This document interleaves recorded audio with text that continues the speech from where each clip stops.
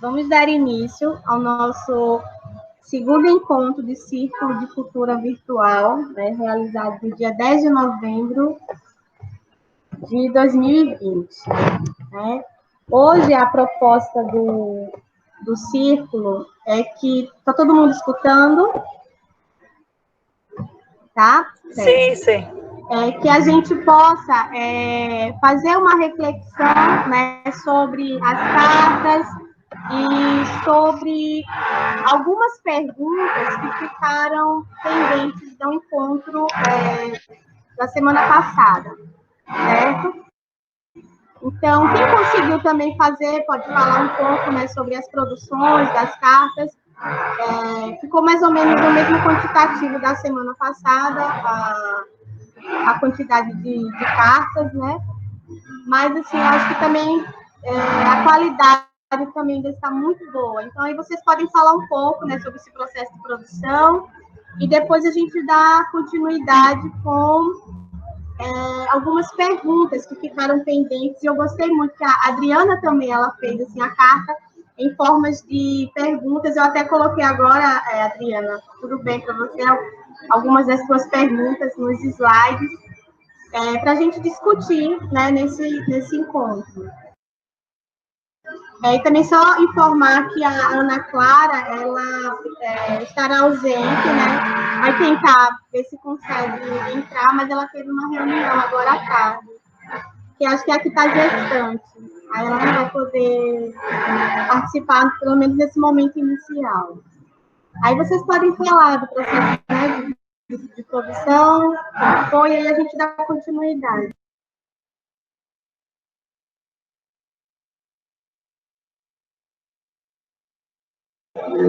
Fique à vontade, viu, gente, para abrir o microfone. Vou deixar o meu mais fechado, porque tem um ruído, aí acaba que interfere, tanto na gravação quanto na fala de vocês.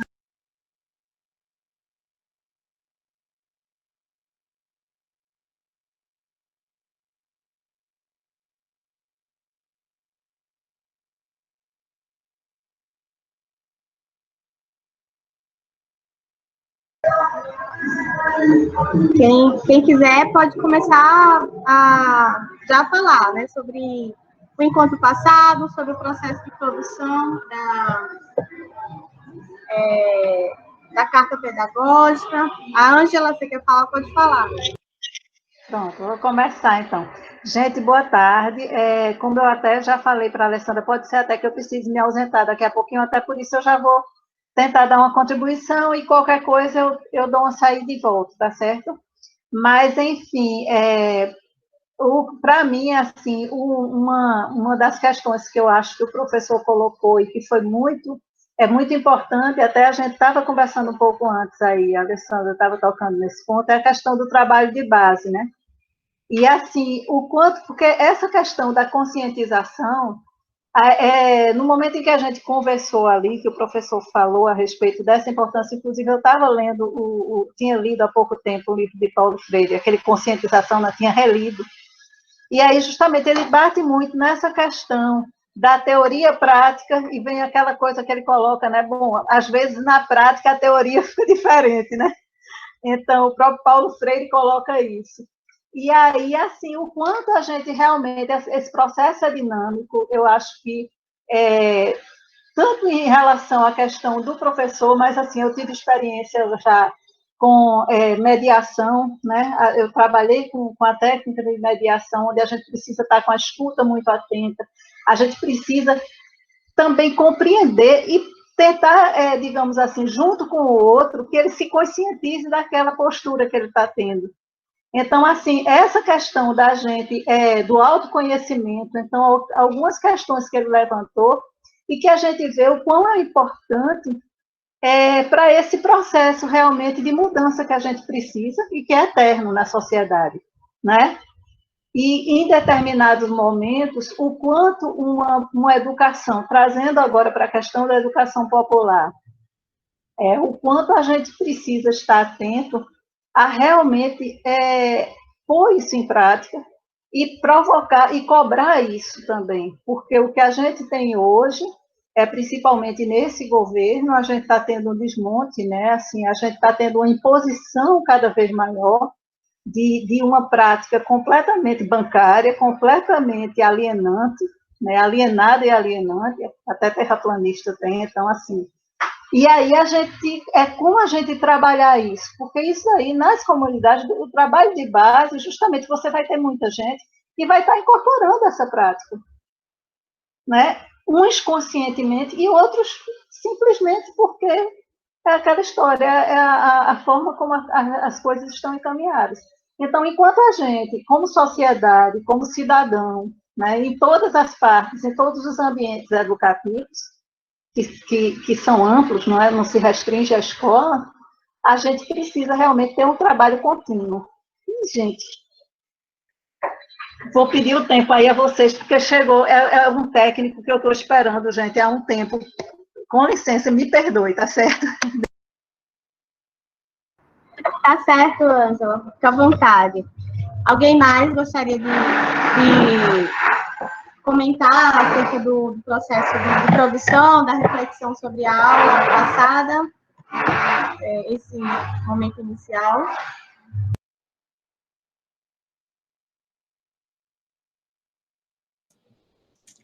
Olha, eu não pude assistir a aula no dia, né? Eu tive que assistir depois.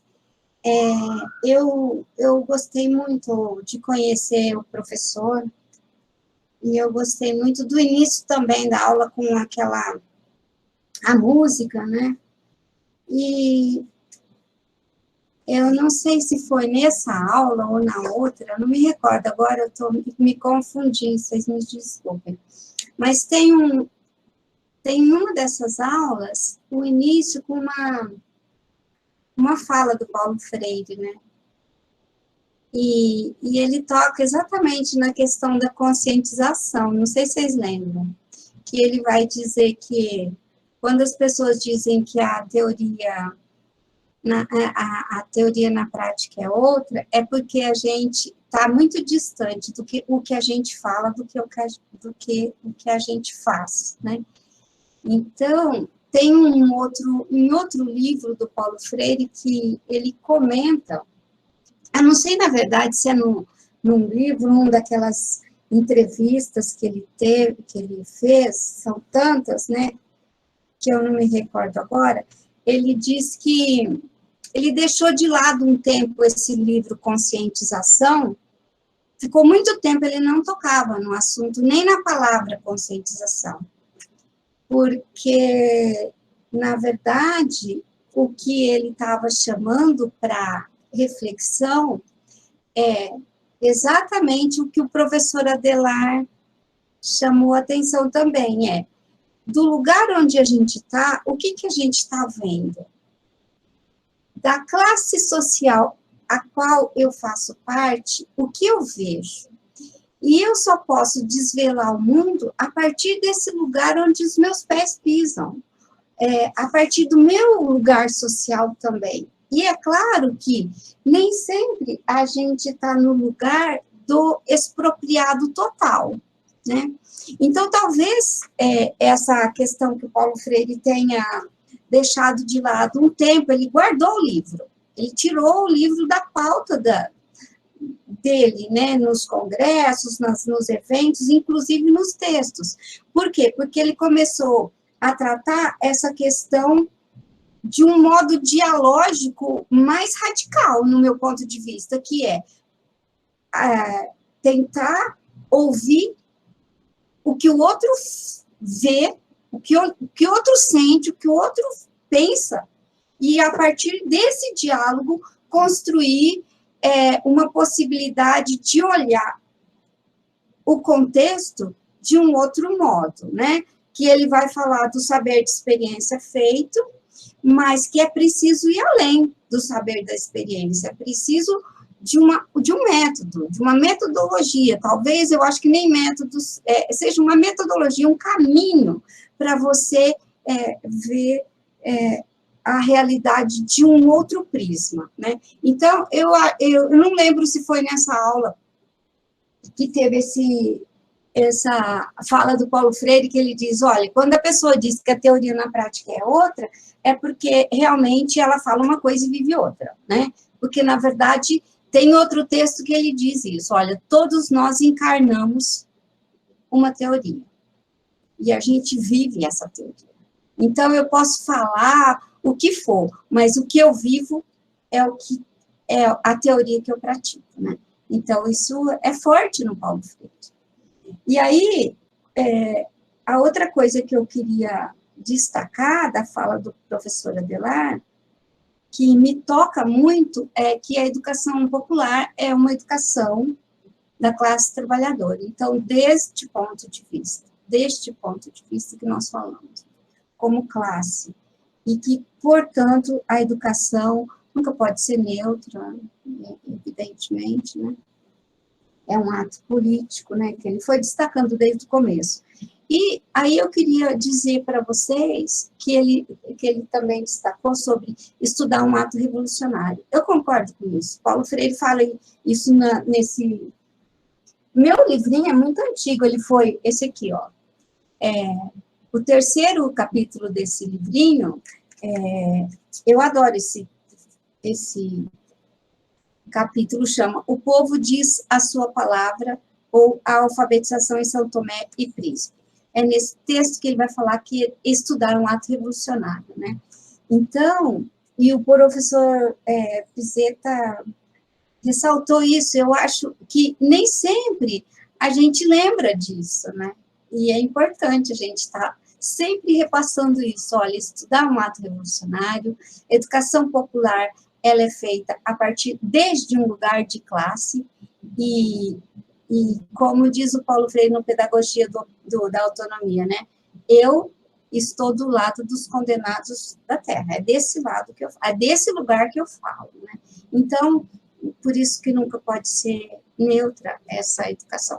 E só para finalizar, o porquê da minha escolha de partilhar novamente uma vivência, né, como educadora popular na universidade.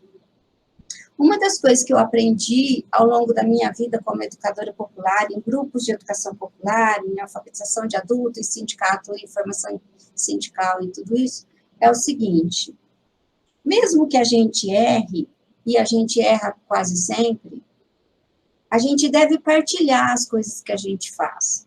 Por quê? Por dois motivos principais. Isso eu aprendi nos grupos de educação popular. Por dois motivos principais. Um, porque pode dar ideia para alguém falar, olha, olha que ideia bacana, eu posso recriar isso aí do meu jeito lá onde eu estou, no negócio que eu estou fazendo. E a segunda questão é que eu posso criticar, eu posso receber a crítica e melhorar o que eu estou fazendo. Porque eu fiz um negócio, eu partilhei, mas alguém vai dizer, mas Aninha, você podia ter feito desse jeito. Olha só como ficaria melhor.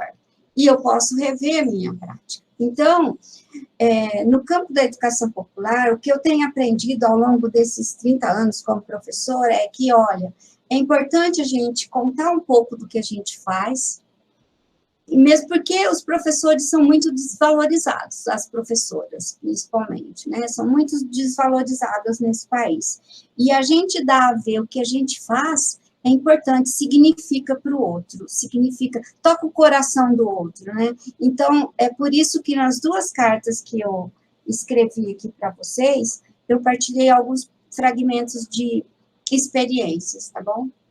Então, é isso que eu queria dizer para vocês. Muito obrigada, viu? E eu gostei demais das cartas, das perguntas, de tudo. Igualmente, Aninha, inclusive, a Alexandra foi a primeira a chegar. E eu estava justamente conversando algo que você tocou, né? Essa educação popular, que é uma educação para a classe trabalhadora, que ela precisa ser inteligível, né? As produções, a fala, ela precisa ser sensível e ser compreensível ao outro. E quando você e a Ângela estavam comentando, né, sobre esse termo, né, o significado de conscientização, eu lembro que, justamente no livro Conscientização, Paulo Freire comenta, né, que todo mundo começou a usar a palavra conscientização e parece que virou um elixir, né? Então, um pouco de conscientização aqui, outro pouco de conscientização ali, como se... boa tarde, Andiara. Seja bem-vinda. E parece que assim, esse termo ele generalizou e perdeu de fato o sentido, né? Por isso que houve esse período de guardar um pouquinho para amadurecer e de fato as pessoas entenderem o que é essa conscientização, que não é eu no meu lugar, né? Eu levar para o outro, mas é eu construir com. Isso é interessante porque Paulo Freire ele já defendia isso antes mesmo dele trabalhar diretamente com os movimentos de educação popular. Quando ele começou aqui em Recife, no SESI, ele já defendia isso, essa ideia de fazer com o outro, e não só para o outro. Né? Isso é muito interessante. Alguém mais gostaria de explicitar o seu processo de produção, as suas reflexões? A gente está... Todo mundo está com algum probleminha, Diara, não se preocupe, eu estou com problemas também de conexão, eu estou com problema no barulho, mas, enfim, a gente está se ajustando. Então, alguém gostaria de... Eu gostaria de falar. Vou seguir aí esse parâmetro, né, da educação popular, e eu não vou seguir muito a minha carta, porque eu acho que ela está bem simples, né? Está bem sem linguajar complexo, está uma coisa bem compreensível da utilização da educação na prática, né? Essa questão da praxis pedagógica que a gente tem que levar no dia a dia, que é essa a nossa função, né, de professores, entendeu? De colocar isso no dia a dia. E agora a gente está vivendo um momento que está bem complicado fazer isso, porque a educação não é mais popular. Essa época de pandemia, a educação deixou de ser popular. Então, eu que sou de uma área que é prática o tempo todo, né?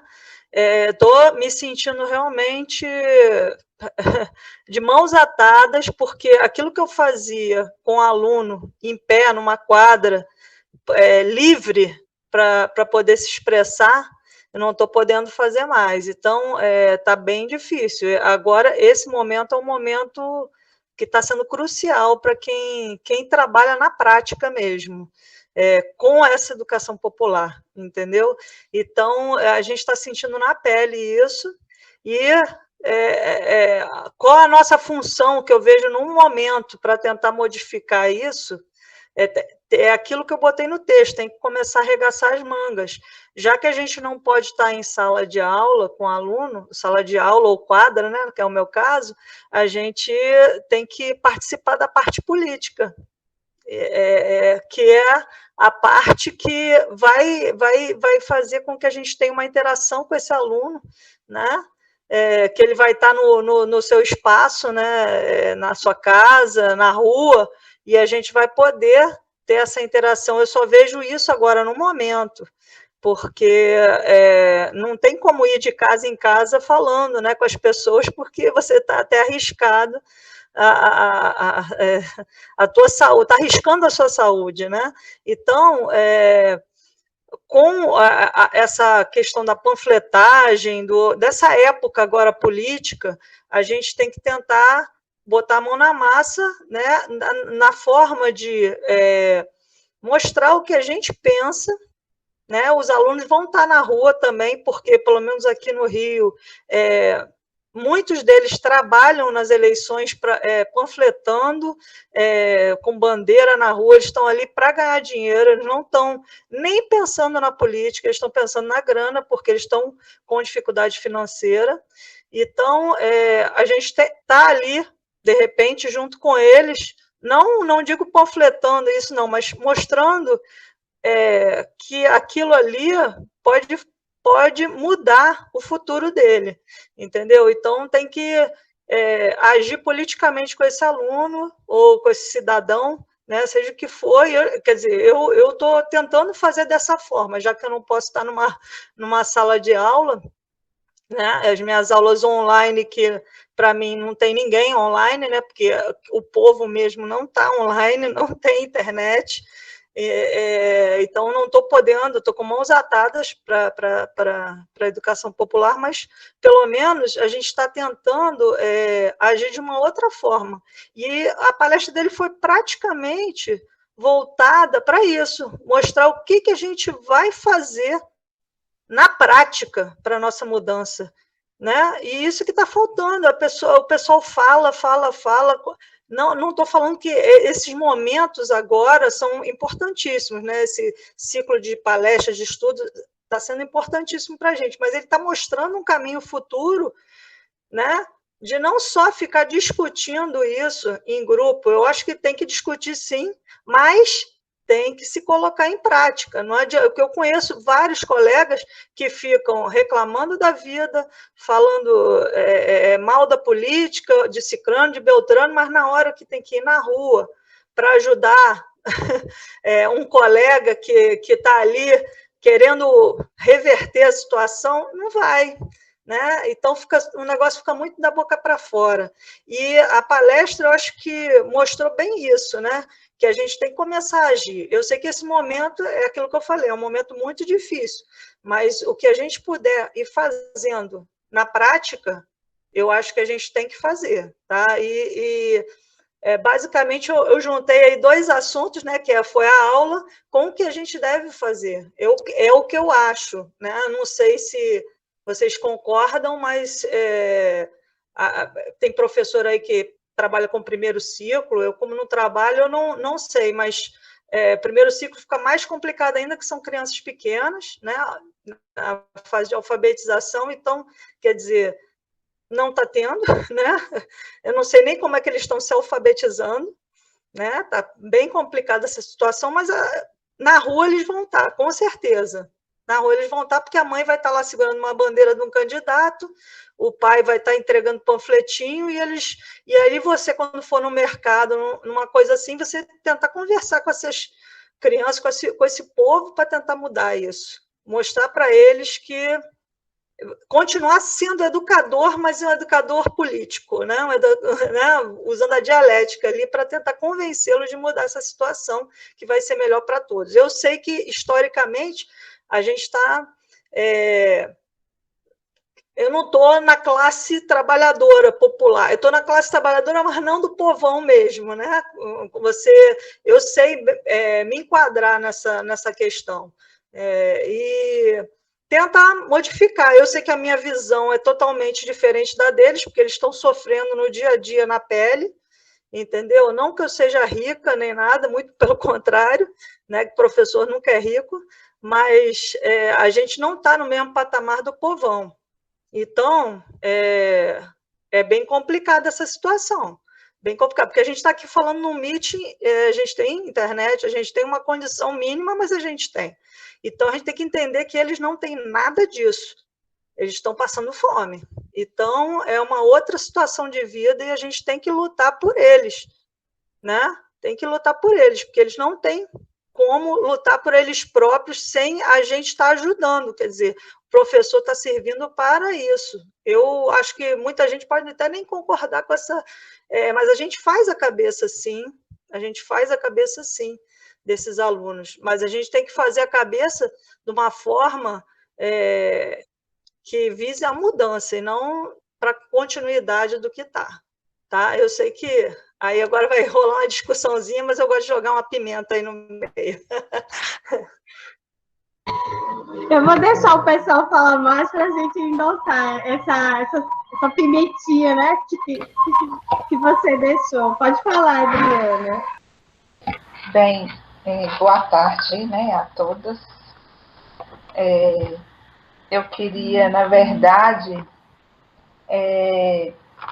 dizer que eu achei as cartas muito interessantes, porque foram verdadeiras sínteses assim, da aula, né, do professor, que foi o professor Adelar, achei foi bem assim, ele foi prático, ele falou das coisas que a gente precisava ouvir de uma maneira muito, vamos dizer assim, muito direta e sutil ao mesmo tempo. Né? Ao mesmo tempo que ele falou coisas que são importantes de ser ditas, ele teve uma delicadeza de tratar. E achei muito interessante também que ele citou Paulo Freire, ele citou, ele falou de Paulo Freire, mas ele citou Florestan Fernandes, ele citou Eduardo Boff, então ele falou de como que essas pessoas também bebem, né, nesses ensinamentos, nesses conhecimentos, vamos dizer assim. Eu estou aprendendo, gente, a falar os termos adequados, porque a gente fica muito assim, no lugar, ele até inclusive falou muito disso, a gente fica muito no lugar de quem está transmitindo, né? A minha experiência, como ela é diferente um pouco acho que de cada uma, né, que está mais associada à educação do campo, nesse momento da minha vida. Então, eu achei muito interessante, eu não quis fazer uma carta descrevendo, coincidentemente, eu achei que tiveram muitas cartas que contemplaram isso, né, dessa síntese, todas maravilhosas, e ainda com contribuições, com experiências, como foi a da Aninha. Eu quis me perguntar e fazer perguntas, né, eu coloquei questionamentos para a gente conversar mesmo, para a gente fazer esse caminhar nesse processo de conscientização. Quando eu vi o texto, quando eu vi o título da palestra, eu falei assim, minha nossa, que confusão na minha mente, né? Aquilo tudo ali, conscientização do ser mais viável e inédito. Minha nossa, eu achei isso uma coisa complexa, e assim, como a princípio a gente começa a estudar Paulo Freire, e ele falou muito para mim, porque eu sou uma pessoa que acha fantástica as coisas de Paulo Freire, mas eu não sou uma exímia leitora de Paulo Freire. Eu já li Pedagogia do Oprimido, já li esse livro que a Aninha mostrou, são poucas literaturas. Eu li um livro referente ao período que ele estava na África, porque o tema também me interessa. E aí eu falei assim, gente, preciso estudar mais Paulo Freire, né? Assim, ler mais Paulo Freire, porque o que ele falou foi importante, assim. Tem muita gente que critica Paulo Freire, isso ele não falou para mim, mas que nunca nem leu Paulo Freire. Mas aí eu me coloquei no lugar. Tem muita gente que gosta de Paulo Freire, gosta de falar de Paulo Freire, gosta das coisas dele, mas também nunca se aprofundou, né? Então, eu fiquei perguntando, né, fiz esses questionamentos, e achei muito interessante a questão do novo, né, de como ser o inédito viável, né, de como ser um ser novo, né, uma pessoa melhor, vamos dizer assim. Achei muito interessante essa parte, achei que a gente precisa entender bem esse método para a gente também poder saber proporcionar esse caminhar para o novo viável, né? Porque como que isso que a colega falou, a Alexandre falou agora há pouco, como a gente vai agir diante dessas dificuldades que a gente tem, né? No caso lá, pessoas com extremas dificuldades de pobreza mesmo, né? De condição até de alimentação, como a gente vai contribuir para que essas pessoas, dentro de um processo de conscientização, entenda que ela está sendo uma parte importante nesse processo que a gente vem de alienação, né? O hospedeiro, ele falou muito isso, né? Como que a gente hospeda essa opressão, né? A gente é oprimido e a gente está sendo reprodutor dessa opressão, hospeda essa opressão. Então, eu achei esses pontos, para mim, foram muito importantes, porque trabalhar com o agricultor, trabalhar com o homem do campo, é muito complexo, porque a sensação que eu tenho é que eles nunca acham que eles são capazes, e eles são extremamente capazes. Eles têm um potencial e, ao mesmo tempo, eles não se reconhecem nesse potencial. E aí, o tempo todo, a gente precisa estar reafirmando isso para eles e tentando construir, mostrar o tempo todo. Para dar um exemplo para vocês, quando eu comecei a trabalhar aqui, a gente ia nas casas fazer as visitas de campo e os agricultores, eles começavam a querer te dar tudo e te agradar com tudo que tinha ali. E aí te oferecia. E eu fiquei pensando assim, meu Deus, mas como que esse pessoal, eles produzem tão pouco, eles têm tão pouco, principalmente aqui, que eles eram praticamente monocultores, eles não tinham diversidade alimentar nenhuma, não tinha plantio diversificado, nem nada, e querem dar, né? Toda vez, olha, na época que tinha abóbora, eu não podia ir na casa de ninguém, que se deixasse eu sair de lá com 20 abóboras, porque todo mundo queria me dar uma abóbora para poder agradar a gente, né, para dizer um obrigado, uma forma de mostrar também o seu trabalho, né, o fruto do seu trabalho. E aí eu comecei a observar isso, e no foco do projeto não existia a questão da comercialização, porque é um projeto de segurança alimentar nutricional voltado para aplicação de uma tecnologia de reuso de água, e eles iriam produzir para melhorar a condição alimentar das suas famílias. E eu falava assim, gente, como que pode? Eles são agricultores, eles vivem de quê? Eles não vendem nada, eles só dão. O negócio deles é só dar. Então, eles nunca achavam que eles poderiam vender, que ele tinha esse potencial. Que o potencial deles era único e exclusivamente de cultivar. Então, assim, é um processo que a gente o tempo todo tem que ficar observando, e eu concordo muito com a Alexandra, o tempo todo se policiando, porque para a gente não se tornar também um ser que só quer transmitir, mas que também quer dividir, compartilhar esses conhecimentos para a gente poder trazer, né, vir à tona, né, essa essência de Paulo Freire. Porque eu sinto que a gente fala as frases, né, citei uma frase que eu gosto demais, que a Aninha até falou hoje, né, onde os pés da gente pisa, que é onde a gente conhece e tudo, que Leonardo Boff reproduz muito essa frase, e que depois eu descobri que Frenet também usava, e depois lendo eu vi que Frenet e Paulo Freire, eles bebiam muito das fontes, acho que um trocou muita experiência também. Acho que Paulo Freire até bebeu mais de Frenet, porque Frenet é antes, né?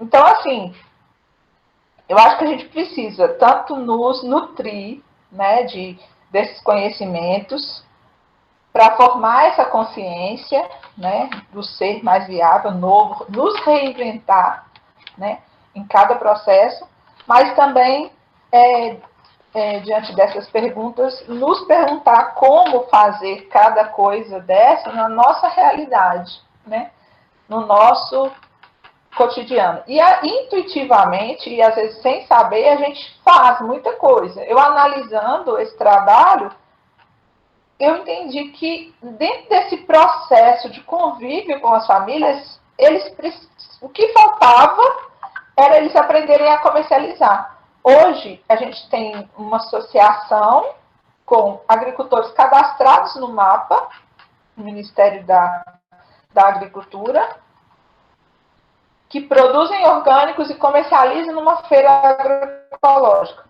Pessoas que, quando eu cheguei na casa delas, mal abriam a boca para poder falar. Né? Então, não foi uma coisa que eu levei, foi uma coisa que eles se descobriram no processo. Né? Eu partilhei coisas com eles partilharam comigo, e a gente conseguiu fazer uma construção consciente.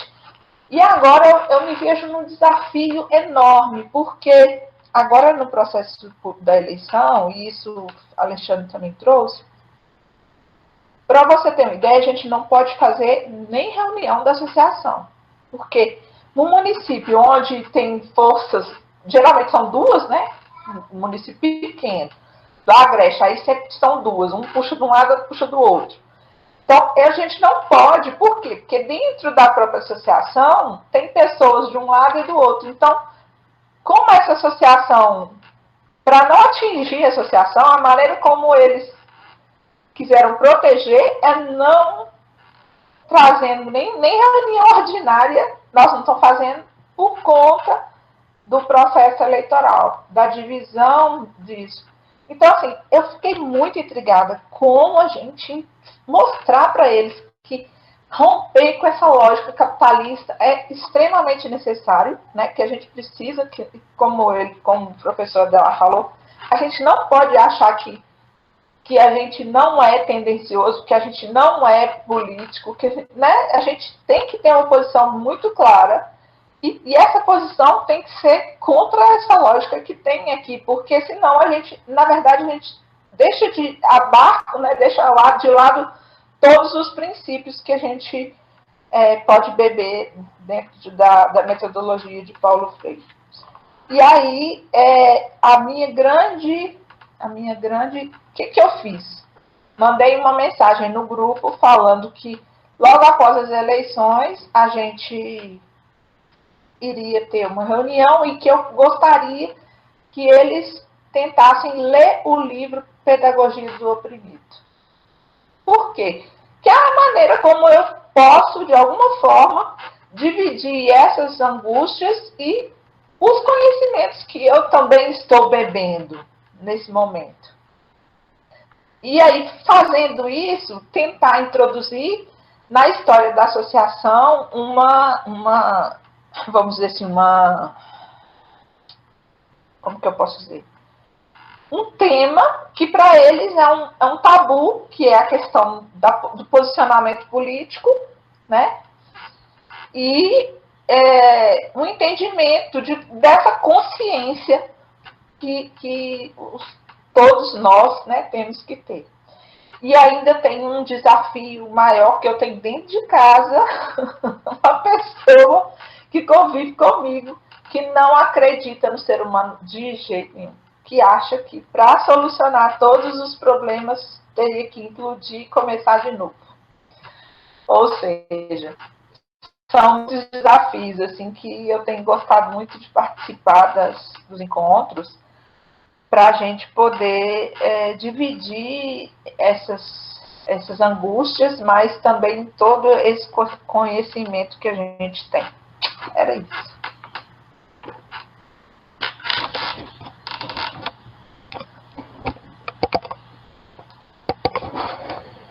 Considerações, a Alessandra também. Assim, quando discutir a prática e vivenciar isso, o quanto isso é importante, né? E sobretudo, para quando você comenta. Quando você comenta, tá ouvindo? Deu uma paralisada aqui para mim, não sei se para as outras pessoas, mas eu não ouvi nada que você falou antes. Tá. Então, acho que é a minha internet. Não, mas aí, assim, já que também está com um barulho aqui, eu gostaria de saber se a Andiara e a Ana Fátima, elas querem falar, porque aí a gente já começa no outro momento das perguntas, entendeu? Inclusive, tem algumas perguntas da aula passada, e eu acabei acrescentando a tua para a gente promover esse momento de reflexão, né, nesse próximo momento. Você quer conversar alguma coisa? Quer comentar, Fátima? Tá quietinha, né? A Andiara quer comentar alguma coisa? Eu tô com barulho aqui, gente. Eu peço desculpa, porque tem uma obra. Aí eu vou ficar com o meu microfone assim mais fechadinho. Viu? Boa tarde, vou falar um pouquinho. Tá todo mundo me ouvindo direitinho? Então, gente, primeiro que eu queria dizer que tem sido para mim uma experiência maravilhosa, né? Tanto no momento das palestras, quanto nesse momento que a gente discute, né? Que a gente troca as experiências. E aí eu fico repensando, trazendo à tona várias inquietações, e que, às vezes, é até difícil de falar de tanta coisa que vai borbulhando na cabeça da gente. Então, eu vou colocar aqui né, a minha carta, vou falar um pouquinho, vou ler e depois falo algumas considerações, tá? Educador, quais são as suas possibilidades? Quais são as suas possibilidades? Quem são suas prioridades? Aqui não há neutralidade. Qual a nossa contribuição educativa? Se indignar com a nossa realidade e atuar de forma crítica ou contribuir para uma sociedade ainda mais passiva? Construir mutuamente nosso processo de consciência, reconhecer o outro enquanto sujeito histórico, possibilitar uma educação libertadora, nos libertar da nossa prática esmagadora, compreender o universo do outro, elaborar práticas de revolução, estabelecer o diálogo e assim livrar-nos da opressão. Bem, gente, o que acontece? Eu anotei aqui, tá? Eu tô com uma cola, porque eu fui fazendo algumas considerações quando eu assisti a palestra e depois quando eu fui elaborar a minha carta. Eu fico pensando, né? Essa tomada de consciência não é uma coisa fácil, né? Eu vejo que não é uma coisa fácil para a gente construir coletivamente com os nossos alunos e às vezes não é uma coisa fácil para a gente construir com os nossos amigos educadores, né? Colegas de trabalho, familiares, enfim. A possibilidade do diálogo ela é muito importante para que a gente possa construir isso mutuamente, nessa consciência. Mas não é algo fácil, né, de se quebrar, de se romper com a lógica que está posta para a gente. Mas é algo possível de fazer, né? Igual o professor colocou para a gente. Então, foi uma coisa que ele iniciou, que eu vou ler aqui, e que eu fiquei pensando muito sobre isso, né? Qual que é o sentido da educação? Possibilitar os alunos e educadores, né, que possam refletir e construir mutuamente a consciência, né, dentro do processo educativo dos sujeitos. Ele não falou exatamente dessa forma, eu estou colocando aqui alguma, né, do jeito que eu anotei. E aí eu fico pensando na minha prática, eu fico pensando, eu enquanto mulher, eu enquanto professora, eu enquanto filha, eu enquanto colega de trabalho. E aí, essa tomada de consciência, essa construção do diálogo, não é uma coisa fácil de estabelecer, como a gente já colocou anteriormente na outra palestra, né? Que a gente teve. Que é difícil dialogar com fascista, que é uma coisa que a gente precisa desenvolver, mas não é uma coisa fácil, né? Com os nossos alunos. A gente que está no ensino remoto hoje, qual que é o nosso lado? É difícil, né? A gente está numa realidade diferente deles. Eu, particularmente, particularmente nesse ensino remoto que a gente está aqui no Rio, enquanto vínculo, não sou uma pessoa que acredito muito nesse sistema, né? Mas, ok, né? Colocaram enquanto possibilidades um acesso para o aluno que pode baixar um aplicativo gratuito. Tá, mas tem muita gente que não tem celular. Então, eu fico pensando, qual é a prioridade? Né? Quem é que a gente está se articulando? Mãe, eu tô falando... Peraí, gente, só um minutinho aqui, tá?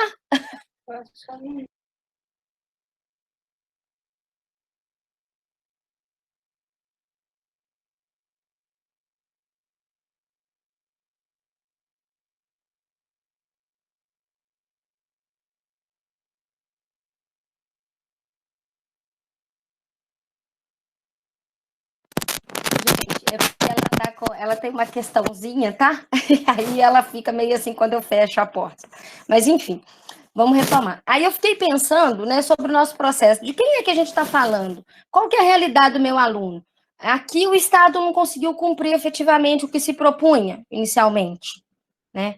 E aí, quando eu elaboro meu material, tanto na sala de aula quanto agora, especificamente, eu não tenho a ilusão de que meu aluno vai acessar aquilo.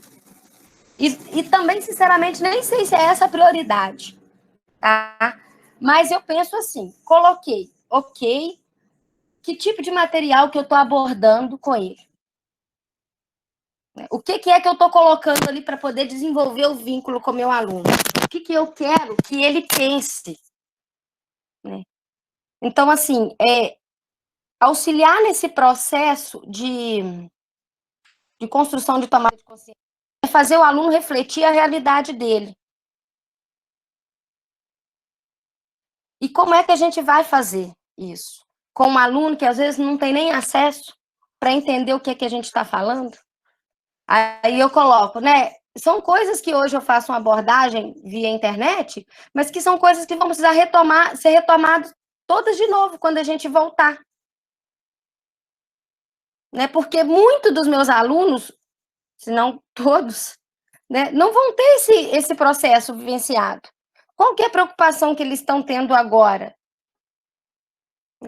Como é que eu construo isso com ele? Que tipo de material que eu elaboro para poder fazer o meu aluno pensar sobre o processo de tomada de consciência dele? Claro que não com esses termos, mas a forma dele se indignar com o que ele está vivenciando. Né? Como é que eu possibilito isso? E isso ficou desde o início, para mim, uma angústia muito grande. Né? Por quê?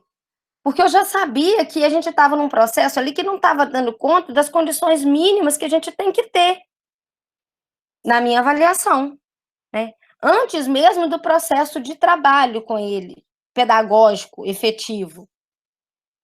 Isso foi uma coisa que me incomodou e ainda me incomoda. E aí eu fico tentando estabelecer. Se alguém, né, pode acessar o meu material, ok. Então, o que eu vou produzir naquele material? Sem, no entanto, deixar desconsiderar que depois isso vai ser revisto novamente. Né? E que foi um impasse muito grande. Porque é uma coisa que deixa a gente angustiado. Tá, e se alguém tiver acesso? Eu acho que de alguma forma, eu estou promovendo um processo de exclusão quando eu faço isso. Né? Alguém pode ter acesso, mas o outro não vai ter? Então, eu fiquei pensando sobre isso. Vou dar uma olhadinha aqui. Pensar que a gente tem que construir uma prática libertadora, que eu acho que volta também para essa questão de o que eu produzo, o que eu discuto, o que eu coloco como prioridade para dentro do meu aluno, como eu elaboro o material, como eu vinculo isso com a realidade dele. Né? Como eu faço ele pensar junto comigo, adquirir junto comigo essa consciência. Né, de sujeito inacabado, de sujeito histórico inacabado, que está num processo posto, mas que não está num processo fechado, que existe possibilidade de mudança. Compreender o universo dele. Né? Acho que isso foi uma coisa que para mim ficou muito difícil, porque como é que eu consigo compreender o universo do outro, né, se eu ainda, com todas as minhas questões, eu ainda tenho a possibilidade de uma internet? E o outro não tem? Então, para mim, isso tudo é muito contraditório. É uma coisa que a gente tem que discutir, né? É a questão de posicionamento político. A gente sabe, né? E já foi colocado aí, o que a gente está vivenciando hoje. Quando eu vejo os meus alunos e que eles colocam para mim determinadas coisas, eu fico pensando, e falo com eles, né? Tento falar de uma maneira assim, mais objetiva, de uma maneira amorosa, mas eu coloco, gente, vamos pensar sobre isso que vocês falaram. Vocês acham que é assim mesmo que deve acontecer? Ou será que está tudo certinho?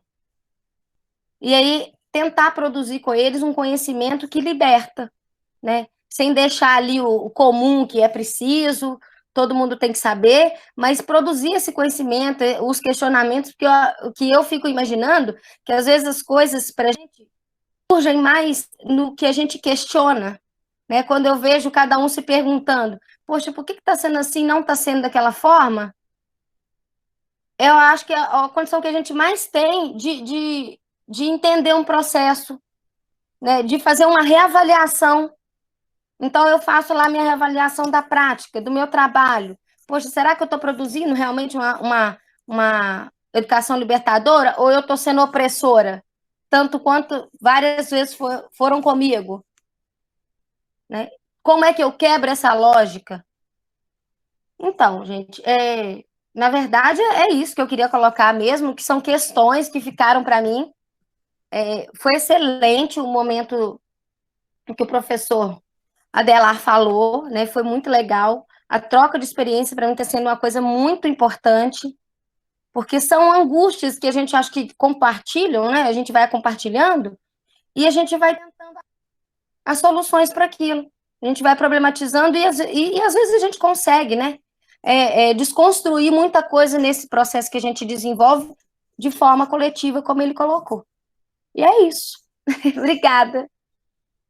Isso é muito interessante, né, quando a gente expõe essa questão do lugar do outro, né? Então, assim, a gente, mesmo como educadora, a gente entender que esse outro, ele vem com saberes, né? E a gente ressaltar valorizar, né, as questões culturais, os saberes populares, mas esse processo agora, né, de pandemia, como vocês bem colocaram, ele veio, de fato, intensificar as desigualdades e eu acho que dificultar ainda mais o processo de diálogo, né? Então, por exemplo, eu gosto muito, assim, de ter esses momentos, assim, de conversa, da gente expor, dos questionamentos nas aulas com os meus alunos. Mas eu não consigo, a gente não tem um momento, assim, de aulas virtuais, assim, de ensino remoto, porque eles não têm. Um computador, né, nenhum deles tem. Alguns têm, acho que 2 ou 3 têm celular, mas aí tem dificuldades com a internet. Então, é um ensino que a gente faz, assim, eu fico muito angustiada nesse sentido, porque eu gosto do diálogo, eu gosto dessa prática, né, da troca, e nesse momento isso foi, de fato, intensificado. E eu já estava lendo algumas coisas, né, sobre esse processo, assim, das consequências, né? E as pessoas estão muito na questão da aprendizagem conteudista. E eu fico muito mais preocupada, né, em outros processos de aprendizagem que os meus alunos estão deixando de ter, que é a convivência, que é a socialização, que é a gente falar sobre o racismo, a gente falar sobre o machismo, a gente falar sobre a violência doméstica contra a criança, contra o idoso. Então, assim, diversas coisas do cotidiano que eles vivenciam, a gente traz isso para a sala de aula. Mas, infelizmente, nesse processo a gente de tarefismo remoto, que não é nem aula remota, é um tarefismo remoto, a gente não está conseguindo. Então, está todo mundo conseguindo ouvir? Acho que meio que travou aqui. Tô. Tá, né? Pronto, eu vou apresentar agora algumas questões para a gente ir refletindo nessa próxima hora, né, que nós ainda temos, e a partir daí a gente vai conversando, a gente vai dialogando nesse sentido. Pode ser que foram questões que algumas pessoas colocaram no chat, e outras foi a própria Adriana também, que ela apresentou. Né? Então, assim, isso é interessante porque acho que mesmo a gente não vai trazer as perguntas, né? Não existe a resposta, trazer as respostas, aliás, não existe a resposta certa, mas existe o questionamento, e eu quero voltar para aquele questionamento que a Alexandra, né, colocou, porque muitas vezes a gente está muito no comodismo, né? Todo mundo dizendo as mesmas coisas, e aí quando alguém diz assim, olha, então isso nos faz refletir, isso é muito importante. Eu acho que esse é o momento, né, que a gente precisa ressaltar isso. Então... Eu poderia fazer um comentário? Sim, pode sim, Alexandra. Então, a colega estava falando dessa angústia de agora das aulas remotas. Eu acho que todo mundo aí concorda nesse ponto, que essa aula remota não existe, né? Para a classe popular, isso daí é zero. Então, o que a gente teria que, né, se posicionar nesse momento? Dentro das nossas escolas, nos conselhos de classe, no sindicato dos professores, pressionar para que se mude esse sistema. Essa é a prática, né, que está ligada a isso. Eu sei que os alunos não vão ter acesso, né, nada, essa angústia vai existir, nada está sendo feito, e a gente está vendo que nada está sendo feito. Então, vamos arregaçar as mangas e vamos reclamar. Eu, por exemplo, eu sou a chata da escola, toda reunião eu reclamo de alguma coisa, entendeu? Então, a gente tem que falar, chegar na reunião do conselho, nas reuniões, nos meetings das escolas que está tendo, né? E falar sobre isso, que a gente não concorda com isso, ir no sindicato dos professores e falar que não concorda e pressionar as autoridades, porque só dessa forma que pode se mudar. Eles têm que ter uma alternativa, né, para que essas crianças aprendam, porque eles estão lá para pensar isso, né? A pessoa da Secretaria de Educação e tudo tá lá para pensar sobre isso, como fazer essa inclusão, né? Aí está acabando aqui na ponta, né, que é com a gente está perpetuando mesmo, a desigualdade, porque você está entrando numa sala, tudo bem, você tem que dar a tua aula, né? Senão você não tem como receber seu salário, mas você entrar numa sala de aula e dar uma aula online, você já está perpetuando, né? Porque você sabe que ali vai ter 2 pessoas assistindo só.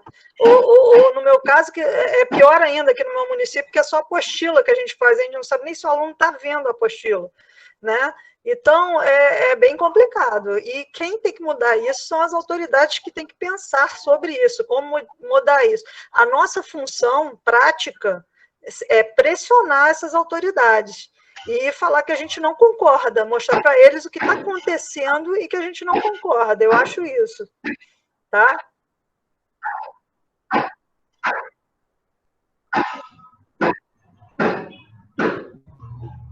Isso é, de fato, bem importante e assim, se a gente esperar, né, que as autoridades eles façam isso, eles não vão fazer, né? Então, acho que é muito um trabalho coletivo. E aí, nesse sentido, eu queria apresentar inicialmente essas 3 questões, tem 4 blocos de questões, a gente pode ir dialogando sem necessariamente, né, se seguir uma ordem, a gente vai conversando, e à medida que a gente for falando, eu vou passando para o outro bloco, certo? Então, inicialmente, como trabalhar com o oprimido para que ele se recuse a hospedar as ideias do opressor, se o opressor tem usado da estratégia de beneficiar os seus novos escravos. Então, aí também eu vejo isso muito em práticas, né, trabalhistas, né, principalmente essas estratégias, né, do pseudo-benefício. Uma outra questão é como chegar ao inédito viável nesta atual conjuntura, especificamente com aqueles ou aquelas que nunca leram Freire e ainda assim o atacam. Mas uma questão, diante de tantos ataques ao professorado, como fortalecer a ideia de ser mais? Então, a gente pode conversar um pouquinho, eu vou tentar só interromper aqui para fechar o áudio, porque eu acho que o barulho está interrompendo aqui.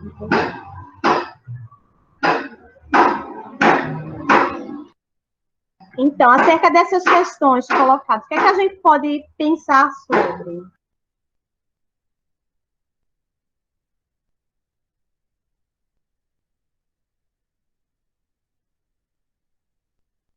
Eu acho que eu já dei mais ou menos uma ideia, né? O que eu falei é uma resposta para essas perguntas. Os professores têm que se unir e falar a respeito da situação. O que está acontecendo e tentar modificar. O pessoal lá, os governantes não vão mudar. Com pressão vão sim. Se eles forem pressionados, vão sim. O que está faltando é a união. A classe muito desunida, não sei se vocês concordam com isso, né? Enquanto tem professores que estão lutando contra o sistema, tem outros que estão vendendo hora numa época de pandemia para poder ganhar uma merreca, né? Uma hora extra. Então, quer dizer, não adianta você ficar remando contra a maré se tem colega que está remando a favor, né? Então, é isso que a gente tem que começar a se posicionar nos nossos espaços de trabalho. Eu acredito que seja isso.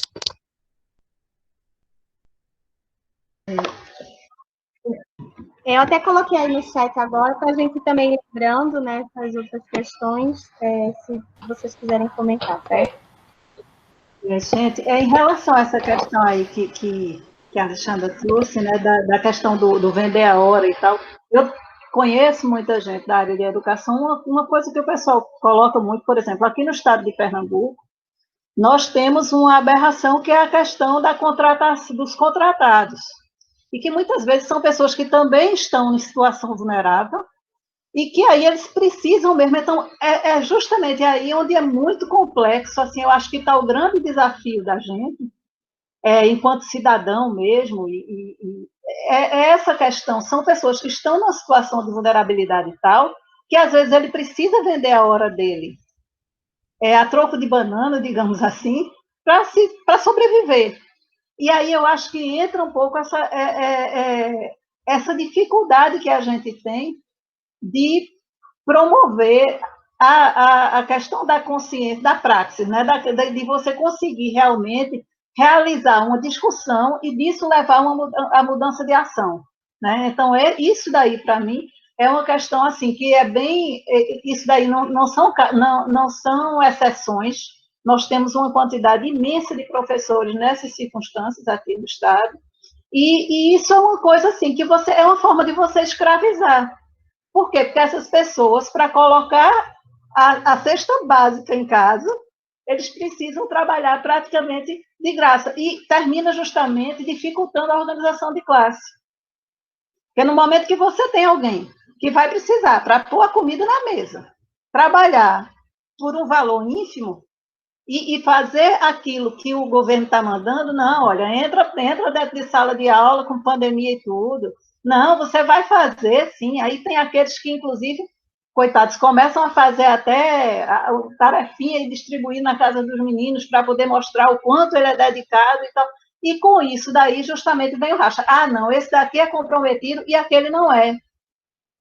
Então, isso daí é uma forma de fragmentar a classe a um ponto que fica muito difícil de se organizar. Isso daí acontece em qualquer, assim, com qualquer classe, com a classe trabalhadora toda, né, em qualquer área. E na área dos professores, aqui no estado, por exemplo, a gente tem isso muito grave. Eu queria só fazer uma parte, eu acho que essa questão da pessoa precisar realmente é muito grave e a gente sabe que acontece.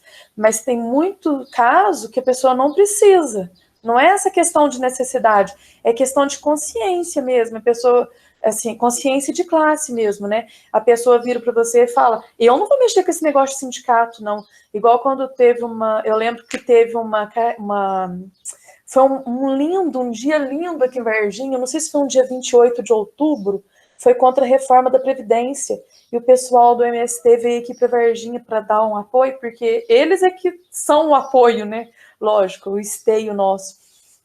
Mas eles vieram, juntaram com o sindicato, foi um ato lindíssimo, a gente atravessou, assim, a maior avenida da cidade, a cidade inteira, com cartazes, com bandeira, com carro de som, fazendo o maior arruaço. E aí teve colega minha, que no dia que eu falei na reunião, a reunião era na segunda-feira, eu acho que o movimento era na terça, parece. Na reunião eu falando e tudo, e falando, comentando, aí teve uma colega minha que falou assim, eu não vou porque tem muita bandeira vermelha no meio. Aí eu falei assim, né? Se tivesse bandeira verde e amarela, você iria? Entendeu? Foi naquela época que estava aquela questão das bandeiras verde e amarela para um lado e vermelha para o outro. Então, quer dizer, e é uma pessoa que tem uma condição boa, mora em casa própria, tem carro, tem tudo, viaja para todo lado. É uma pessoa que simplesmente tinha vergonha porque ia carregar uma bandeira vermelha, sendo que ela usa uma bandeira da CBF só, entendeu? Então é difícil. Aí tem hora que é difícil não tomar ranço também, né? E aí, uma questão nesse sentido, que eu acho que é importantíssimo, gente, esse espaço que a gente está tendo de diálogo, que a gente também está fazendo formação política. Quando a gente está conversando, a Mia está indicando um livro, olha, lê esse livro aqui, Adriana, né? Um livro, e a gente está conversando, estou ouvindo a experiência da Ângela, a Alexandra está colocando, olha, amiga, isso é importante a gente cobrar das autoridades, isso é formação política. E eu tenho uma experiência, né? Eu sou professora da rede municipal aqui de Recife. E em 2018, gente, eu passei muito mal mesmo, porque eu vi professores, sabe, que a gente tem uma luta, assim, enquanto categoria, e pessoas militando em prol a esse governo que está aqui, né, que foi eleito, um governo fascista, misógino, racista, né, usurpador dos direitos trabalhistas, e professores militando em prol disso. Então, é justo que é de extrema importância a gente ter a formação política, né? E aí é uma das coisas assim que eu sempre defendo. Não é só na universidade, né, que a gente precisa conhecer isso, mas assim, militância política, independente de partido, mas a gente precisa ter esses espaços de fortalecimento, né, de reflexão dessa prática, porque se a gente não tiver isso, muitas vezes assim, a gente acaba enfraquecendo e desacreditando. E o ano passado, acho que foi assim, muito angustiante, né? Eu fiquei assim, muito angustiada mesmo, em outubro, novembro e dezembro de 2018, quando, né, fiquei assim, digo, não conseguia nem enxergar uma luz de esperança. Mas, enfim, né? Aí eu fui estudar, fui fazer parte de um grupo de estudos na área de direitos humanos, pessoal muito assim, engajado, envolvido em militâncias, né, dos movimentos sociais. Então, isso acaba nos fortalecendo. Então, esse espaço aqui, muito mais de aprendizagem, também é um espaço de fortalecimento e de aprendizagem de formação política, que a gente está discutindo, né? E essas questões que é de extrema importância, né? Quando a gente vê, de fato, professores que muitas vezes, né, têm defendido o autoritarismo, então é porque, de fato, esses espaços, esses professores perderam, né, essas aprendizagens. E aí a gente precisa, como a Alexandra falou, não só, né, ir lá no popular, mas a gente também tentar dialogar com essas pessoas para que essa reflexão, essa conscientização, a gente possa promover essas pessoas também. Olha só, e assim, a colega falou sobre a questão do pessoal que contratado, né? Que existe em todos os estados tem, né? Essas pessoas aqui, no caso, eles chamam de LP, que é uma gratificação extra classe. Para quem quer pegar aquela turma que não está agora num momento de pandemia, ninguém quer pegar, e aí tem aquele professor que vai lá e pega esse GLP, né, essa extra classe. O que acontece? As pessoas, não tem condição, a pessoa está realmente precisando daquele dinheiro, ela vai rachar o movimento. Mas se a gente tivesse, raciocinando claramente, um sindicato mais forte, mais presente, isso não aconteceria. Por quê? Seria um movimento como são esses grandes movimentos sem terra e tudo. A união seria tão grande que essas pessoas que estão com dificuldades, foi o que eu coloquei aí no chat, elas teriam, sei lá, o sindicato teria noção de quantos professores estão nessas condições, quem precisa receber uma cesta básica, porque se você paga um sindicato anualmente, esse dinheiro não é só para o cara fazer movimento, né? O sindicato não é um partido político. Tem vários políticos, tem vários partidos dentro do sindicato, né? Eles estão ali para buscar melhorar os interesses dos professores. Então,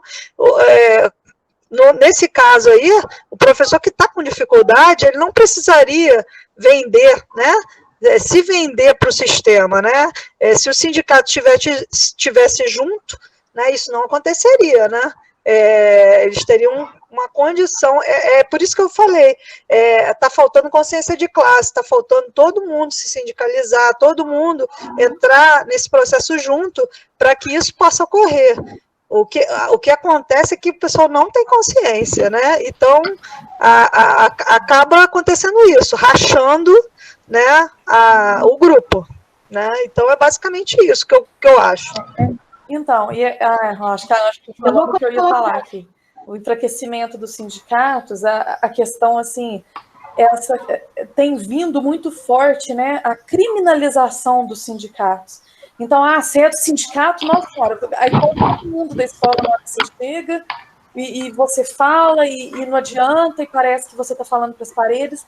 Olha, no começo da pandemia, teve um caso, tinha uns casos aí, de umas pessoas que eram do sindicato, e até que não eram, mas eram servidores, tudo, e estavam passando necessidade, e a gente fez uma reunião da diretoria do sindicato aqui justamente para isso, para autorizar o sindicato a ajudar no que pudesse essas pessoas.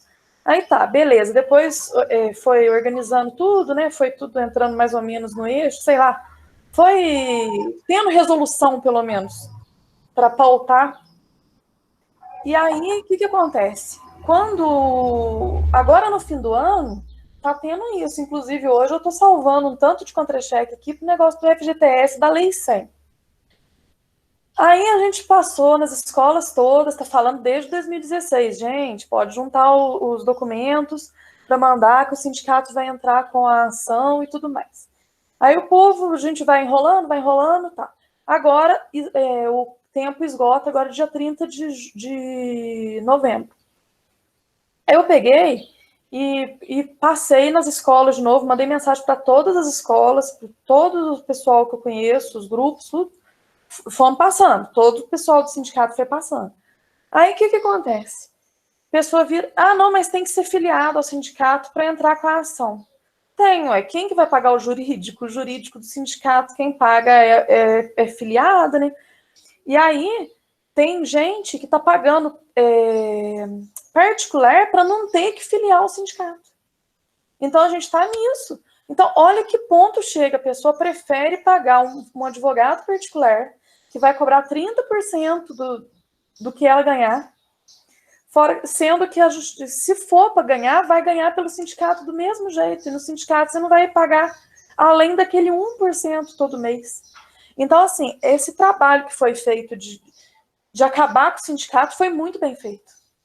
E vai ser muito difícil da gente conseguir, vai ser trabalho de formiguinha. Até eu falei, quando o Biden ganhou, aí o povo, vocês estão comemorando. Eu falei, gente, não estou comemorando que o Biden ganhou, estou comemorando que o Trump perdeu. As pessoas não estão entendendo. Ali eles tinham que escolher entre o pior. Então, aí você vira e fala assim, não, pelo menos eu acho que já foi um respiro de esperança para a gente aqui no Brasil. Porque, pelo menos o gado, de repente, começa a ver que não tem força o Trump lá fora do jeito que achava que tinha, e começa a baixar a bolinha. Porque é muito difícil, ué. É muito difícil, porque eu não estava vendo luz no fim do túnel, não. Antes disso, eu falei, gente, se o Trump ganhar, pode ter certeza, o Bolsonaro vai continuar, vai pôr o clã dele todinho lá ainda. Agora eu já estou mais respirando aliviada. Olha que nível que a gente chegou. Adriana, pode ficar com a palavra. Então, tá? eu estou tentando sempre voltar ao nosso palestrante, porque acho que as amigas, colegas falaram, é o que ele apontou, que só existe libertação coletivamente. Não adianta a gente pensar que eu vou resolver o meu problema ou o problema do outro, seja ele pontual ali, né? Se eu não me engajar coletivamente. Essa questão dos sindicatos, a questão dos conselhos, né? Os desmontes que tiveram são muito grandes. E aí eu fico pensando nas perguntas que você colocou, eu acho que como ser coletivo mesmo não estando presente naquela coletividade. Porque pensa só, quando a gente fala a gente está sempre discutindo com pessoas, com fascistas e tal, mas assim, na verdade nós fazemos parte de uma coletividade, né? De uma sociedade e tudo. Como exercitar isso na prática, né? No dia a dia dessa coletividade, sem ser presente, sem ser constante? eu, com o meu grupo de agricultores na minha associação, vocês com os seus alunos, ou vocês com os seus colegas de trabalho, a gente tem uma possibilidade, né? Já tem uma possibilidade. Como ser isso no todo, né? No coletivo maior? Eu acho que aí está um grande desafio. Aí, ao mesmo tempo, eu fico pensando nas estratégias. Como que o poder, que eles chegaram no poder? Quais as estratégias? Foram estratégias de comunicação, né? Como a gente melhorar essa comunicação? Né? Como a gente conseguir comunicar de forma efetiva, né, com essas pessoas que são o todo, porque, pensa, meu sobrinho que é bolsonarista, o máximo que aconteceu é ele encontrar com o Bolsonaro no aeroporto e tirar uma foto com o Bolsonaro, né? Ele não está no grupo dele lá, ele não está na reunião dele, ele não está, mas ele foi tudo tão comunicado de uma forma que parece que eles são colegas assim, ó, juntos, um do lado do outro. Então, isso é um desafio. Eu acho que a gente precisa olhar também para os nossos erros, né? Quando ela fala aí que a pessoa teve que preferiu contratar um advogado particular, aí eu me remete muito a isso, né? Nós temos que realmente romper com uma lógica que está instituída, né? Romper, é um rompimento mesmo. Aí, às vezes eu fico pensando, é quase uma guerrilha, né? É uma atividade de guerrilha, assim. As pessoas são muito individualizadas, né? E essa ideia é cada vez mais propagada, né? De que eu tenho que resolver o meu problema, eu tenho que pôr o meu alimento em casa. E esses professores, por exemplo, que a Alexandre falou, que se vendem, eles são os hospedeiros dessa mentalidade, né?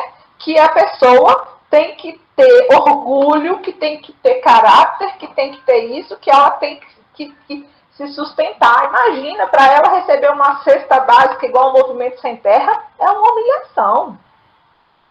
Então, isso é muito complexo, muito, muito, muito. E morar em Pernambuco me fez entender muitas coisas que eu não entendia. Porque é um pessoal sofrido, que sofre constantemente vários tipos de opressões, né? Que você vê visivelmente, mas que eles não se sentem oprimidos. Que aquilo ali, tipo assim, aquilo ali é uma coisa muito natural, foi naturalizada, né? Então, acho que a desumanização, né, do homem,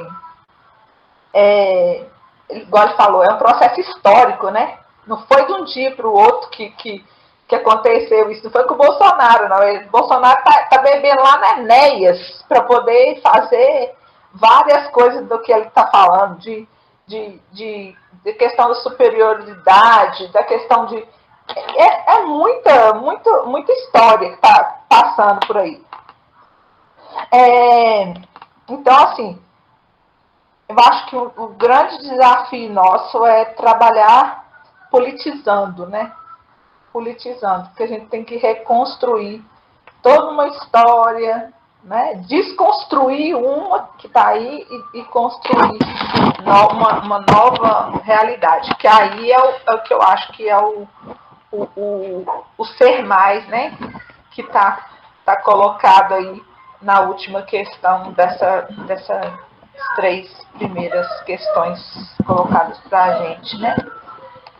Como que é que a gente vai fortalecer isso?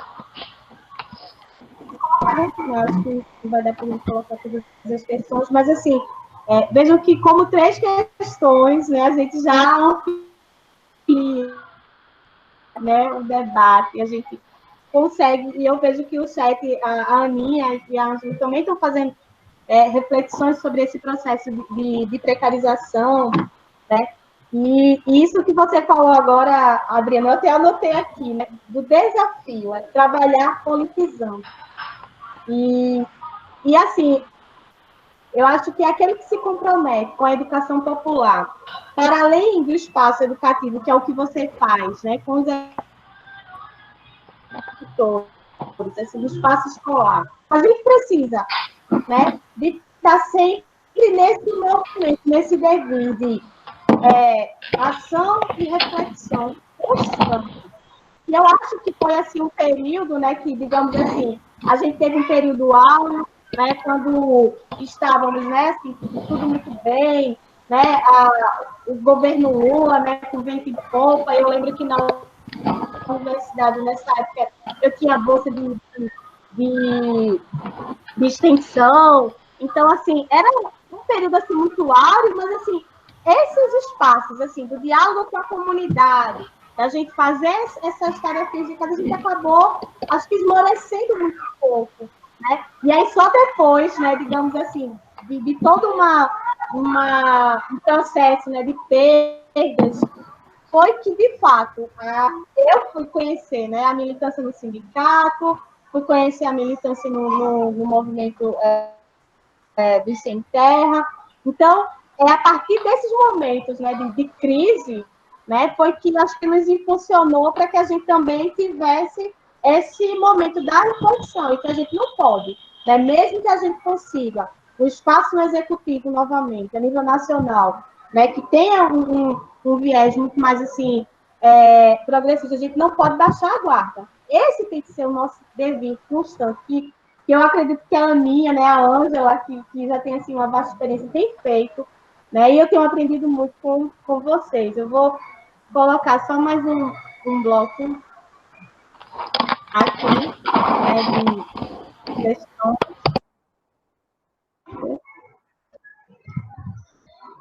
O que se sugere para trabalhar essa ideia do ser mais com crianças? O que pode haver, né, enquanto está sendo entre o oprimido e o opressor? Algo que rompa essa dualidade. Ela é a única possibilidade, mas existem formas de estar sendo além do opressor e do oprimido? Será que a militância seria o estar sendo entre esses dois polos, né, oprimido e opressor? E aí, para aproveitar, eu vou colocar já mais esse bloco, né? Incomoda-me, isso foi uma pergunta de uma pessoa, né, que colocou lá no chat na aula passada. Incomoda-me o inédito e viável das plataformas de aulas remotas, ao excluir ainda mais os discentes do país, né? Que acho que é algo que a gente já estava comentando anteriormente. O que fazer diante disso? Temos muitos movimentos populares com história de força, mas muitos não se conhecem. Seria importante unificar ações de modo a caminharmos juntos para esta utopia? Qual comportamento Paulo Freire espera de nós na construção do Ser Mais, levando em consideração que nossa prática é o que nos representa? Então, a gente vai refletir, né, um pouco acerca dessas perguntas. Eu vou colocar no chat, que aí a gente vai colocando as que a gente já está, né, no quarto de...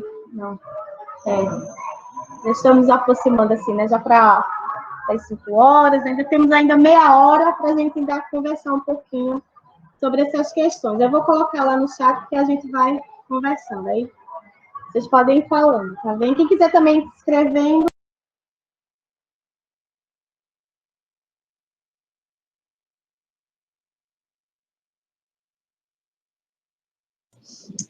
eu queria fazer um comentário, se vocês me permitem, ainda sobre a questão, relativa à questão, às questões anteriores, porque eu acho que a questão da sobrevivência, eu acho que a gente vive a nossa vida em 3 níveis, né? O primeiro é da sobrevivência, o segundo é da convivência, e o terceiro da revivência, quer dizer, cultivar o espírito, fazer poesia, podemos fazer tudo isso junto ao mesmo tempo, mas quem está na questão da fome,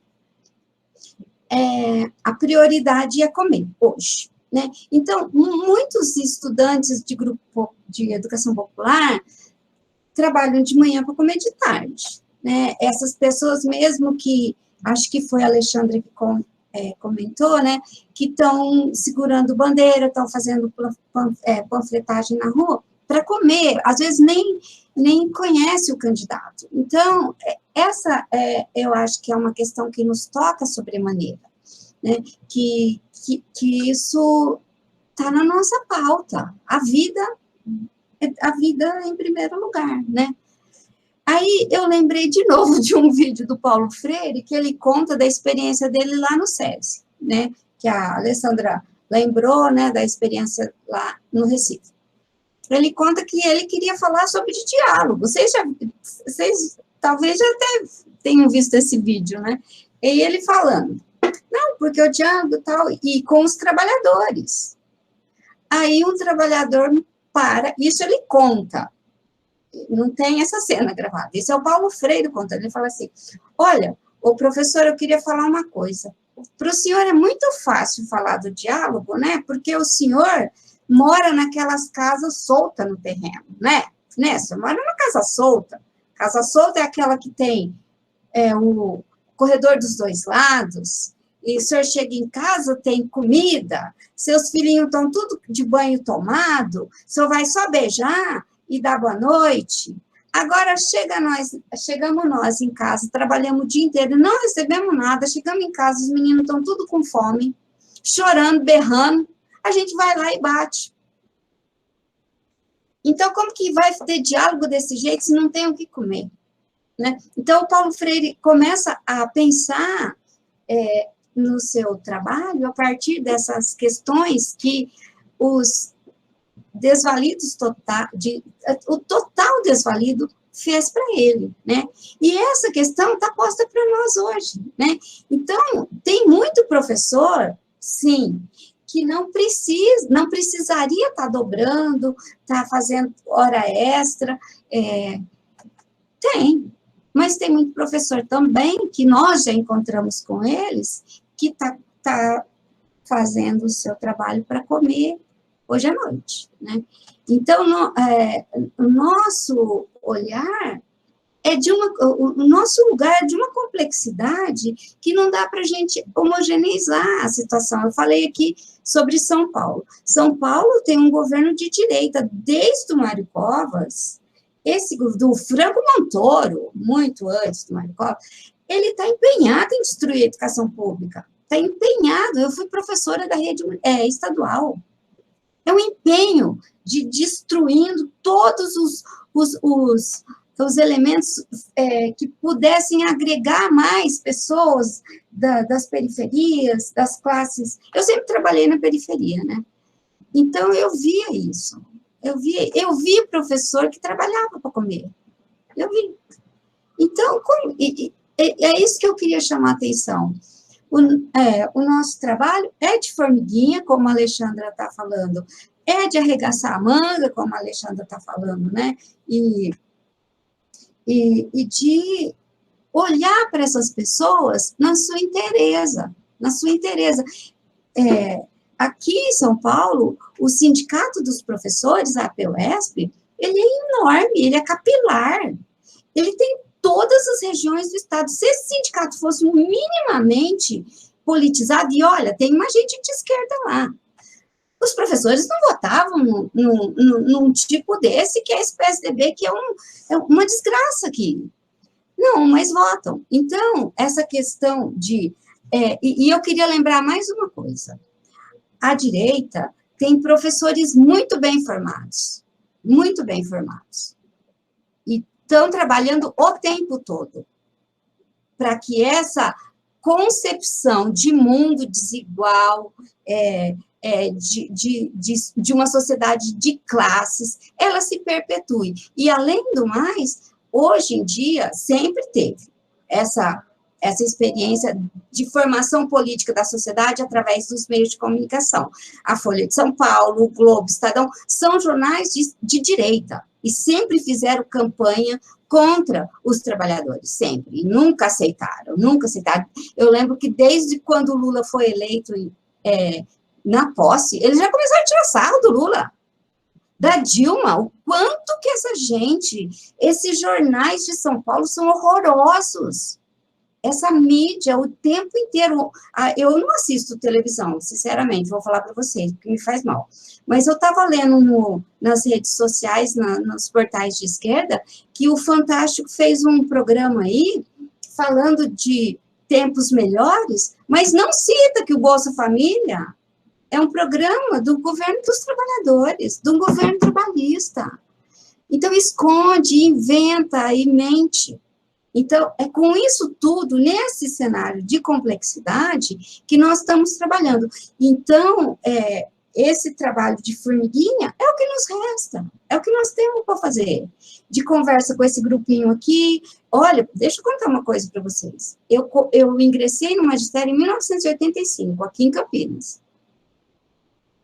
Primeiro ano de magistério, eu entrei na greve, na época do Franco Montoro. Ele pôs os cavalos em cima da gente. A gente foi lá na praça, em São Paulo, ele botou a cavalaria em cima dos professores. Eu nunca vou me esquecer disso. Aí eu cheguei na escola para contar, eu contei na sala dos professores. Sabe o que uma professora colega minha disse? Falou assim, menina, você é tão nova.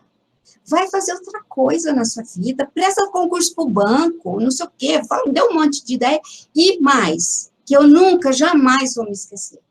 Olha, eu quero te dizer uma coisa, o meu salário é só para comprar papel higiênico. Uma pessoa concursada, efetiva, falou isso para mim, aos 24, sei lá, acho que eu tinha uns 25 anos, quando eu ingressei aqui em Campinas.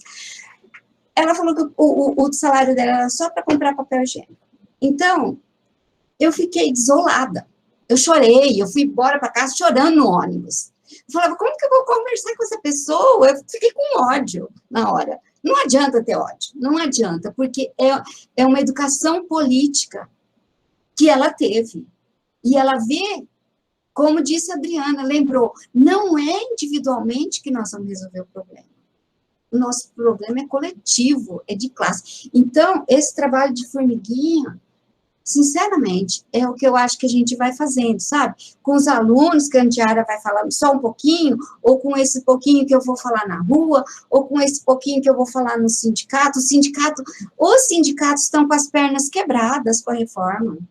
Estão totalmente arrebentados. Aqui em Campinas, até os servidores municipais, a direita ganhou no sindicato municipal. Então, eu estou fazendo campanha aqui para os meus alunos votarem numa servidora municipal, que pelo menos vai tentar combater de outro jeito esse sindicato pelego. Então, as nossas questões são muito complexas, não dá para homogeneizar, e são nesse contato direto humano. Tem um livro do Paulo Freire que chama, um artigo que ele fala o papel da educação na humanização. Esse foi um dos primeiros textos do Paulo Freire que eu li na minha vida. Esse texto me tocou profundamente. Ele está num livrinho publicado lá em Portugal. Eu vou ver se eu tenho o PDF, eu mando para vocês. Por quê? Porque a questão é de humanização. Quando a pessoa fala para mim, uma pessoa que estava iniciando na carreira docente, fala que o salário dela para comprar papel higiênico, o que ela fez comigo? Ela me destruiu como pessoa. Porque eu não estava trabalhando para comprar papel higiênico. Entende? Então, é com essas pessoas que a gente está trabalhando. Com essas pessoas. E isso demanda de nós jogar fora o ódio. E tentar, assim, com o estômago embrulhando, conversar com essas pessoas. Humanização, porque isso é desumano, que essa mulher falou para mim. Eu nunca vou esquecer. E porque ela ficou o ano inteiro jogando essas coisas na minha cara. Depois eu pedi remoção de escola. Eu passei no concurso, eu necessariamente tive que sair da escola. Mas, enfim, esses dramas, outras professoras estão vivendo hoje, de gente falando isso, ó. Teve um governador aqui em São Paulo, chamado Paulo Maluf, que ele falou que o problema do magistério é que as mulheres são mal casadas. falou isso para nós, entende? E quem não quer casar? E quem não quer ter marido como arrimo? Quem quer ser professora porque escolheu? Como nós, como eu, como vocês. Então, o nosso problema é bem embaixo, é bem fundo, e tem a ver com essa questão de uma formação política. Falar para essa mulher que falou para mim, olha, não é para comprar papel higiênico, eu estou formando gente. Ali dentro da sala de aula, eu me relaciono com pessoas, e eu dou o meu melhor ali, o tempo todo. Se for com um grupo de 20, como eu tenho trabalhado ultimamente, só na pós-graduação, é só 20 pessoas no máximo, às vezes 30. Mas, enfim, é um grupo de 20, eu dou tudo que eu tenho, tudo. Não fico com nada para mim, tudo que eu tiver, eu dou. A minha vida é isso. Então, eu acho que nós estamos num momento muito difícil, muito grave, e que, como disse a Alexandra, a gente tem que arregaçar as mangas, e conversando com as pessoas no sentido da humanização, porque quem diz que tem que matar porque o cara carrega bandeira vermelha, porque o cara vota em não sei quem, essa pessoa está totalmente desumanizada. Quem diz que não tem que ter vacina, essa pessoa está totalmente desumanizada. Essa pessoa perdeu todo o pé do que é ser gente. E o nosso trabalho é com gente. Então, eu acho isso. Desculpa se me alonguei. Não, Aninha, eu acho que a tua fala, eu acho que acabou que nos tocou profundamente. Você tem sempre esse poder de nos sensibilizar ainda mais. E eu acredito que todo mundo já teve uma experiência, né, de ouvir palavras para nos desmobilizar, né, para nos fazer desacreditar. Mas o bom é que nós não demos ouvido e sobretudo, né, nós não estagnamos, porque eu lembro que quando eu entrei na faculdade, né, assim, eu passei no vestibular e eu passei um tempo quando eu terminei o ensino médio e não consegui entrar logo porque eu precisei trabalhar, pelas condições materiais, né, a gente precisa sempre, muitas vezes, fazer as escolhas, e quando eu entrei na universidade, e aí todo mundo, parabéns, você passou, né, você vai fazer o quê? Senão eu vou fazer pedagogia.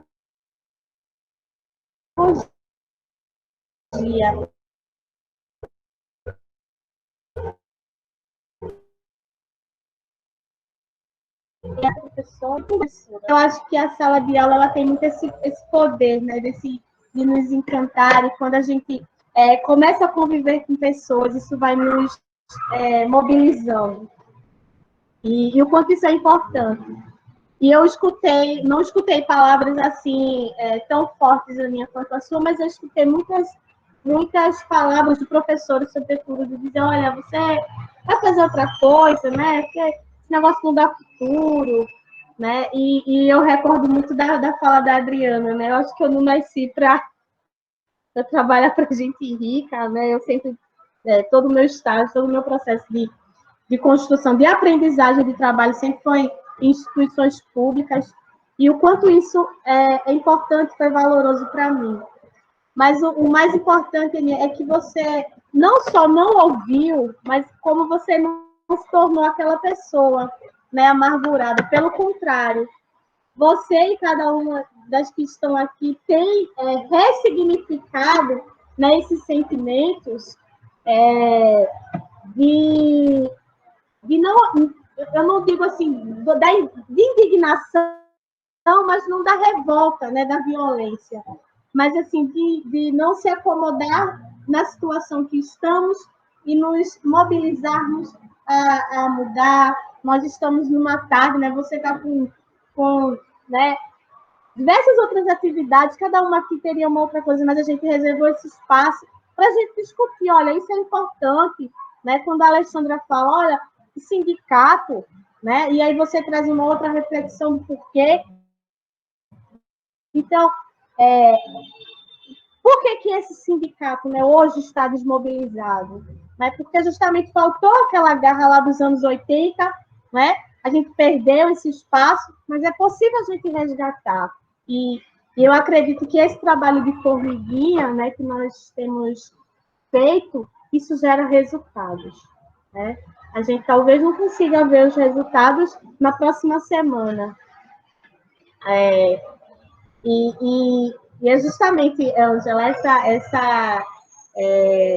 essa questão, né, da indignação mobilizada, né, pelo amor à humanidade. E eu acho que é justamente esse processo que a gente tem vivenciado, né, de distanciamento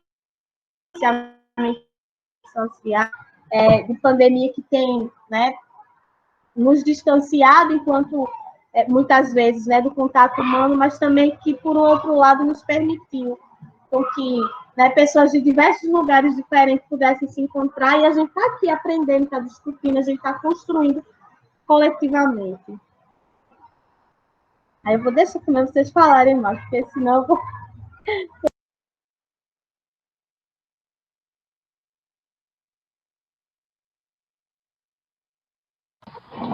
Ô, Alessandra, eu não consigo ficar mais, eu tenho um compromisso agora e eu queria finalizar a minha participação com vocês e depois da fala da Aninha, que deixa todo mundo com um nó na garganta e lágrimas nos olhos também, somos completamente, imagino que todas, né? Não tô, acho que estou falando em nome de todos, mas que todas choram junto com você, porque é muito triste realmente as pessoas não acreditarem, né, nas possibilidades, no que é possível. Aí eu lembrei, na hora que ela estava falando, de uma coisa que eu achei muito importante, que o professor Adelar falou, que é necessário pronunciar a palavra, né? Neste processo, a captura da palavra. Então, é exatamente essa mensagem. A gente não pode ficar lá, a gente tem que sempre falar. É aquele tal negócio, é água mole em pedra dura, né? Para ver se fura essa pedra, se quebra essa barreira para a gente poder continuar essa caminhada, né? E eu acho que o mais importante que a gente precisa ter em mente é que a gente tem que se posicionar, sim.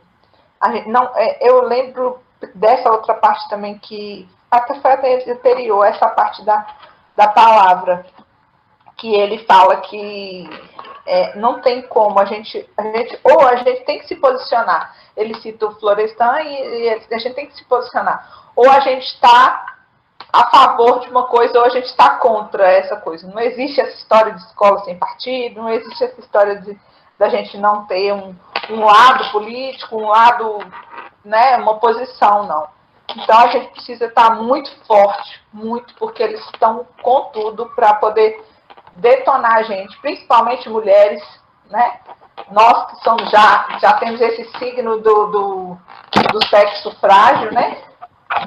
Temos que estar cada vez mais fortes para a gente poder fazer força contra essas coisas. E que a gente consiga, né, colocar em prática todas esses aprendizados, dessas aulas que a gente está tendo, maravilhosa, e desses encontros.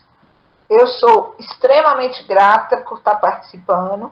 Faço questão de participar, mesmo com algumas dificuldades que todas nós temos, como você bem falou.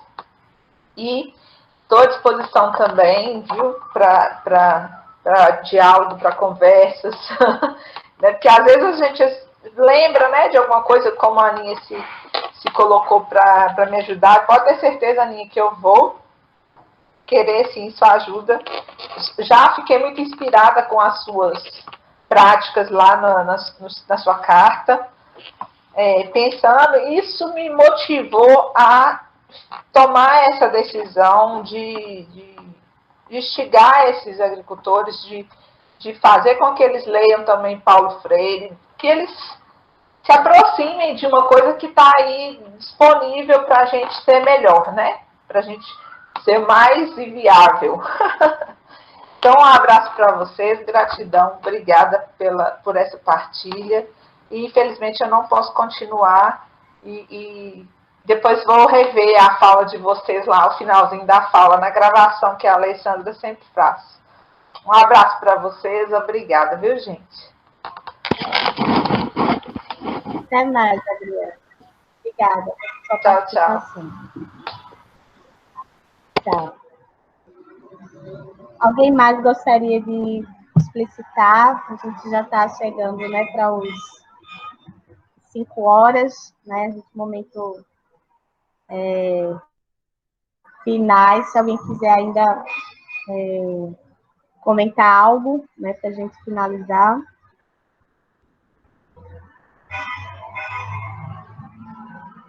Não? Então,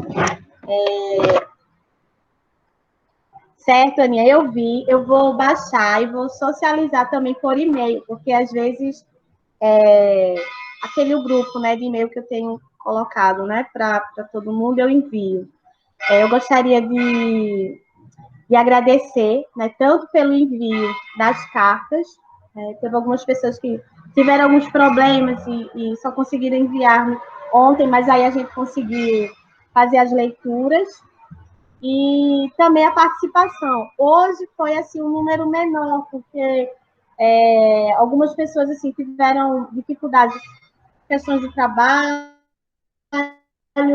né? Eu acho que hoje tem uma relativização do tempo, né? Mesmo muitas pessoas ainda estando, né, no trabalho remoto, mas assim, o tempo mesmo estando em casa agora é outro, a gente não consegue muitas vezes administrar. Nós agradecemos também, viu, Andiara, assim, a presença, né, de todas, as socializações, né, as experiências. Eu acho que isso, como a gente já tinha falado, isso vem nos fortalecendo, né, esses espaços de troca, que acho que no mês de agosto a gente participou também pelo MST de um curso sobre Paulo Freire, e era uma das questões de uma das coordenadoras, era que o curso ele não fosse simplesmente a questão de uma educação bancária, né? Então, acho que por esses questionamentos que o MST ele possa migração, porque isso também é extremamente importante, né? Ter um espaço onde tenha a expositiva, mas que a gente possa, de algum modo, né, ter essa interação. E essa experiência do círculo, né, de cultura, ainda que virtual, está sendo excelente, né? Porque quando eu vejo a fala, né, da Alexandra, né, com a sua força, né, de dizer assim, olha, a gente precisa arregaçar as mangas, e a gente precisa arregaçar as mangas mesmo, né? Muitas vezes eu fico pensando, o que a gente pode fazer? Mas a gente vai escutando as experiências e isso vai nos fortalecendo, né? A Ana Fátima também, que tem feito, né, um trabalho de militância, né, em Varginha, a Aninha lá em Campinas, a Ângela aqui em Recife. Eu espero, viu, Ângela, passar essa pandemia, a gente possa se encontrar para tomar um café, né? As experiências que você está mais próxima de mim. E a Andiara, né, também, assim, que cada uma tem uma dificuldade, mas a gente parou e a gente se encontrou e a gente se fortaleceu, né? Eu só tenho a expressar gratidão a vocês, e eu espero que nosso próximo encontro agora será no dia 24, certo? Então, novamente, a gente vai se reencontrar, né? Acho que vai ser o nosso último encontro temporariamente, né? E vamos sim, a gente vai...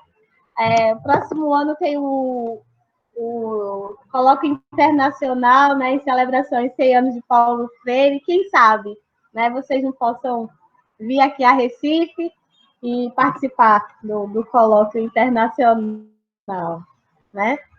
Então, gratidão, né, a todas e até o próximo encontro.